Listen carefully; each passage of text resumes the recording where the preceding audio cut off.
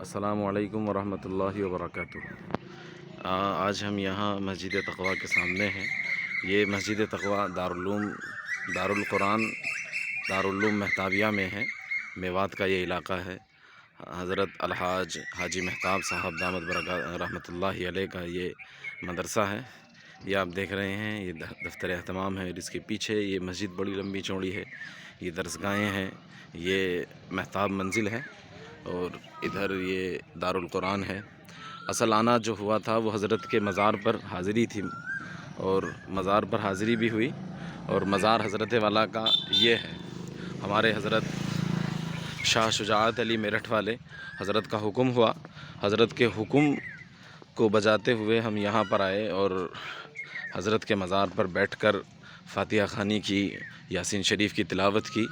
یہ میاں جی مہتاب صاحب رحمۃ اللہ علیہ کی قبر ہے، اور بڑا نور برستا ہے یہاں پر۔ حضرت والا سے شیر کی سواری کرتے تھے۔ میں نے ابھی کچھ دیر پہلے دکھایا تھا جہاں پر حضرت شیر پر بیٹھ کر پہاڑ میں جاتے تھے عبادت کرنے کے لیے۔